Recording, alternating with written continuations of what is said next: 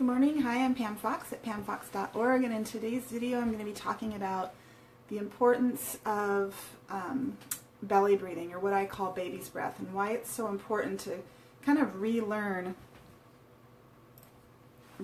how to breathe into the belly. So before we get started, I would ask you if you would kindly share this video, especially if you know somebody with GERD or hiatal hernia. And follow me here on Facebook. Just hit the follow button.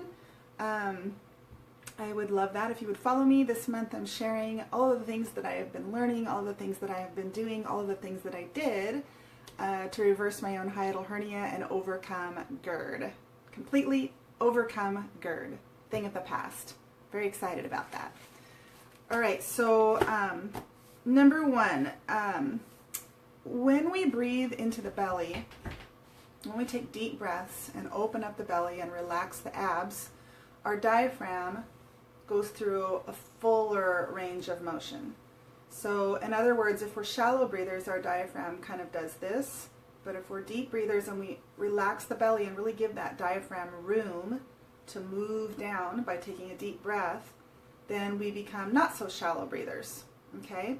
So if you're contracting your abs and pulling your stomach in tight, and then you go to take a deep breath and your diaphragm goes to move down, it doesn't have as much room to move down. But if you relax the musculature of the abdomen, relax those abs, and go to take a deep breath, it's going to be able to come down further. Maybe not the first time you try, because if you are a long-time shallow breather, if this is the way you've been breathing for many years, then this is something that takes practice.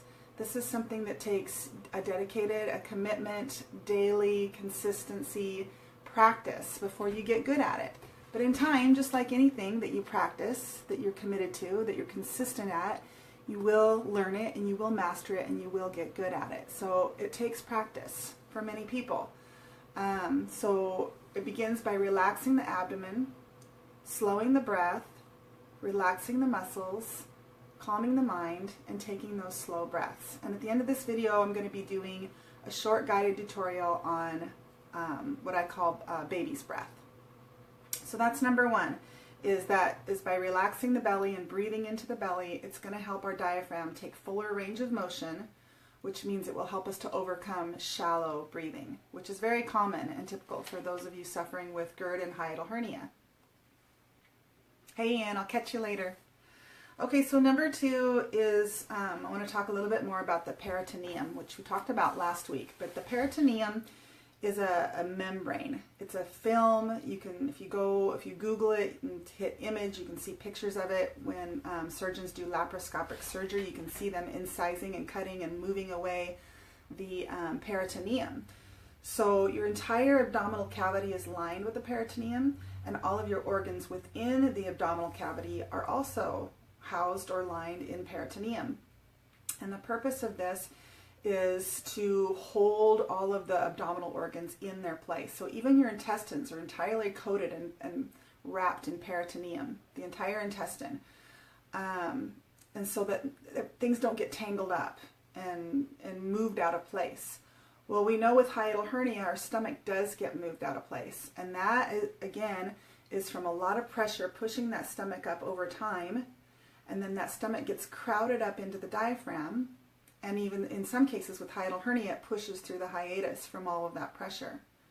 And then we have pressure on things like our lower esophageal sphincter, on our heart, on our lungs, on our vagus nerve. And these are mostly the reason why we have all of the symptoms that we have, is because all of this pressure on the parts of our anatomy that shouldn't have pressure on them. Okay? So that peritoneum, it's pliable. It moves, it stretches, and it attaches. So it creates attachments, just like, I don't know, one way to describe it is kind of like scar tissue. So that it creates attachments so that everything can be in its place. Okay, so then if that stomach gets pushed up and crowded up into the diaphragm long term, over time, it creates new attachments up in there, pressed up into the diaphragm. And so then your stomach finds its new home up there, and if it herniates through the hiatus, then it finds a new home up into that location as well, up into the chest cavity. All right, so that peritoneum it's pliable, it can be moved. it's meant to move. And so through deep breathing, the diaphragm, when we inhale, it moves down and it takes that stomach with it, right? So if your stomach, if you do have a hiatal hernia, and if you imagine this is your stomach, under the diaphragm, above the diaphragm. So my hand would represent the diaphragm. So when we breathe in, the diaphragm moves down and it's going to take that stomach with it. Okay, and then when we breathe out, the diaphragm's going to move up and it's going to take that stomach with it if the stomach is lodged in there. And so if you begin to practice deep breathing, what that's going to do is going to move that stomach down further, and it's going to move that diaphragm up further. Okay, and so remember, all of that peritoneum lines the stomach. It attaches, it makes different attachments. It attaches up here under the diaphragm. And so what we're trying to do is stretch that peritoneum by going through a full range of motion. You can visualize that peritoneum really being pulled and stretched. Otherwise, if you just take shallow breaths, then that peritoneum is not going to get any elasticity or pliability. It's just going to kind of stay right where it's at. So that deep breathing is going to begin to help you move that peritoneum, stretch that peritoneum, help it to become more elastic, more pliable, to give that stomach room to begin to move down. Okay, when we start to do more things like manual manipulation and moving that stomach down, which is also going to help stretch and move that peritoneum, but just the act of breathing, full deep range of motion, opening up the belly, relaxing the abs, giving that diaphragm room to move down fully, is going to begin to help stretch and move that peritoneum. So that's number 2. And then number 3 is more about kind of what I was just saying. So when our diaphragm moves down, it puts pressure on the abdominal cavity. Okay? It puts pressure, it moves down, and it increases the pressure in the abdominal cavity. And so it's important that the abs are relaxed and expanding when that happens. So we breathe in, it's important that the abdominal muscles are relaxed and expanding, because that diaphragm is moving down and putting pressure on those organs of the abdominal cavity. Okay, so now let's imagine the opposite. Let's imagine we're pulling in our abs. Our abs are constricted and tight all the time, and then that diaphragm is moving down. So now not only do you have pressure from the diaphragm pushing down on the organs of the abdominal cavity, but you've got pressure of the abdomen pushing in and up on the organs of the abdominal cavity. So you can see, hopefully, you can see clearly how that would put pressure on your stomach and push it up into that diaphragm. And if this is something that's happening long term over time, again, from a variety of reasons, we can have pressure pushing that stomach up just from pulling in the abs. We can have pressure from constipation, pressure from inflammation and bloating, and then additional external things that we talked about, like wearing tight clothing, poor posture, heavy lifting. All of these things can put additional pressure on all of the organs in the abdominal cavity. And so we want to be able to give that a rest. We want to practice breathing into the belly so that everything can just move down. Everything can just move down. So, just with gravity, if you've got, imagine I'm holding a clear plastic balloon right here, and imagine there's some contents, maybe some, I don't know, just some toys or something inside of the ball.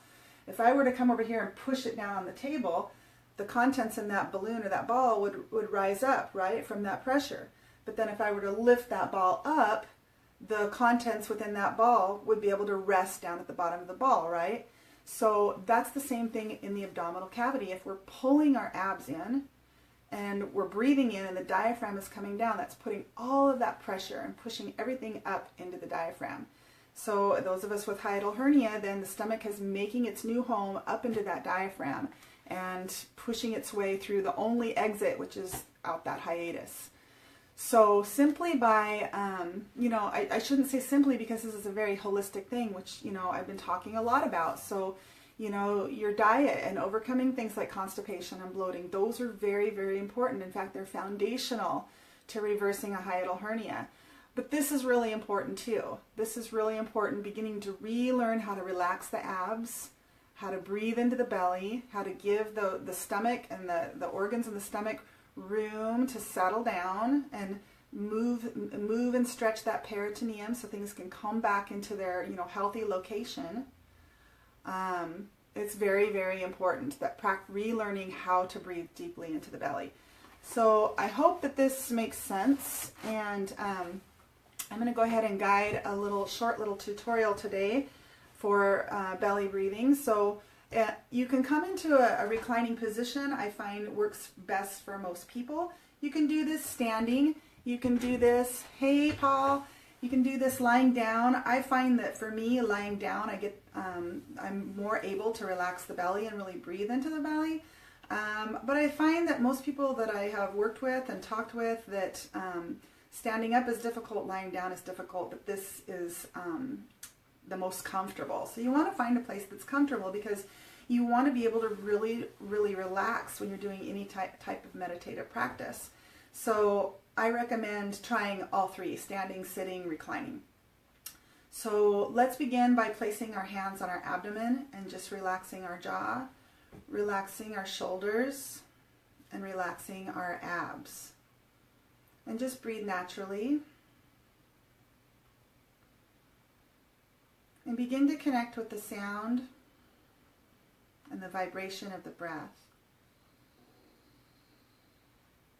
Relax the belly. And just pay attention to what you experience and what you feel.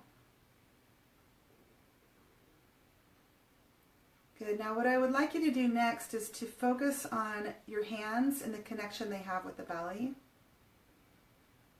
And on the next inhalation, focus on pressing on your hands with your belly, really opening up and expanding the belly. And then on the exhale, really deflating the lungs and at no time pulling in the abs or constricting the abs. Again, breathe in, expand the belly, open it up, press on your hands with your belly. And exhale, check your shoulders, make sure they're relaxed. Keep the belly soft, don't contract the abs, deflate the lungs. Breathe in, expand the belly.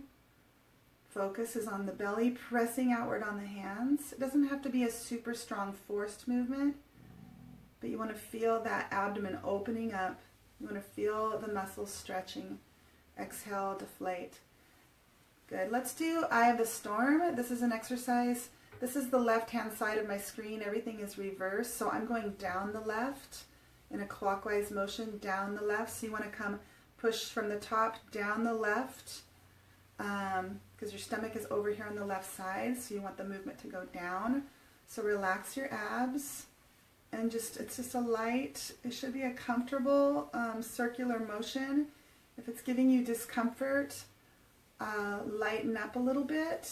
Don't press so hard, especially across the hernia. Relax the belly. Breathe, expand the belly.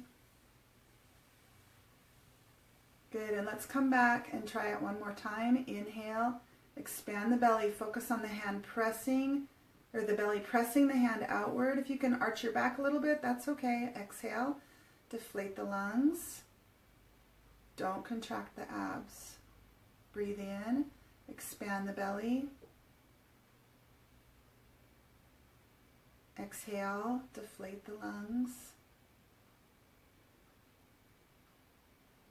Inhale, expand. Use your belly button to press your hand outward. Open up your belly like a balloon, filling up with air. Exhale. Check your shoulders. Relax your jaw. Relax your abs. Breathe in. Expand the belly. Open it up. Pressing on the hand. Exhale. Deflate. Deflate. Relax. Relax. Inhale, expand the belly, pressing the hand outward. Exhale, deflate, deflate, relax the belly. What do you experience? What do you feel? Connect with the breath. Let's do one more. Inhale, Press that hand out, expand the belly. Exhale, connect with the breath, relax, relax, relax.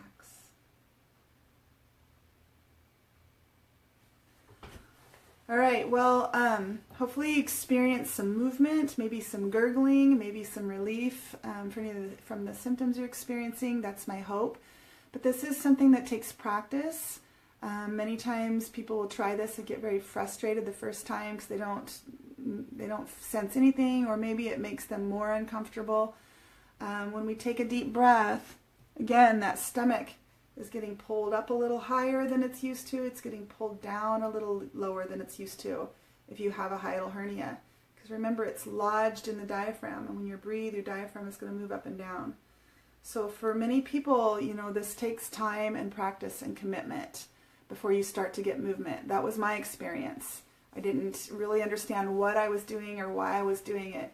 But I was very gentle with myself, and I was consistent to practice daily. Breathing into the belly, massaging the belly lightly to to help me to relax the abs. And then some of the exercises that I've shown you were, we're gently manipulating and pulling that stomach down, stretching that peritoneum, relaxing the muscles of the abs, helping them to remember how to relax. So these are things that take time and commitment. So thank you so much for watching. I hope you all have a really wonderful and beautiful day, and I'm not sure when I'll be back. It's Friday here for me, so we'll see. We'll see. Maybe tomorrow, maybe not. If not, Monday. All right. Thank you for watching.